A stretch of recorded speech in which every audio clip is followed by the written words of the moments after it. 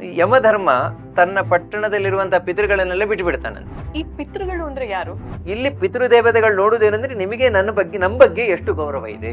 ಸಾಮಾನ್ಯವಾಗಿ ಈ ಶ್ರಾದ್ದ ಮಾಡೋದು ಗಂಡು ಮಕ್ಕಳು, ಯಾಕೆ ಅವ್ರಿಗೆ ಮಾತ್ರ ಈ ಅಧಿಕಾರ, ಹೆಣ್ಮಕ್ಳಿಗೆ ಯಾಕಿಲ್ಲ ಈ ಅಧಿಕಾರ? ಪಿತೃ ಕಾರ್ಯವನ್ನ ಮಾಡದೇ ಇದ್ದ ಪಕ್ಷದಲ್ಲಿ ಯಾವ ದೇವತೆಗಳ ಅನುಗ್ರಹವಾಗೋದು? ಆ ಮಧ್ಯಾಹ್ನದ ವೇಳೆಗೆ ಅದೇ ಕುತಪ ಕಾಲ ಅವಾಗ ಕೊಟ್ಟ ತೃಪ್ತಿ ಆಯ್ತು.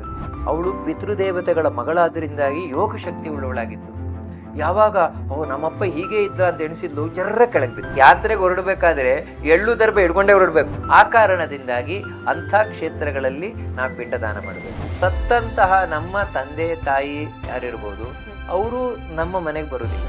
ಈ ಪಿತೃ ಕಾರ್ಯಗಳಲ್ಲಿ ದರ್ಬೆ, ಕರಿ ಎಳ್ಳು ಇದಕ್ಕೆಲ್ಲ ಪ್ರಾಮುಖ್ಯತೆ ಹೆಚ್ಚು. ಯಾಕೆ ಈ ಕರಿ ಎಳ್ಳನ್ನೇ ಯಾಕೆ ಆಯ್ಕೆ ಮಾಡ್ಕೊಳ್ತಾರೆ? ಎಲ್ಲಿ ಅಮ್ಮನಿಗೋಸ್ಕರ, ಕೇವಲ ಹೆತ್ತ ತಾಯಿಗೋಸ್ಕರ 16 ಪಿಂಡ ಹಾಕುವುದು ಎಲ್ಲಿದೆಯೋ ಅದು ಮಾತೃಗಾಯ ಅಂತ.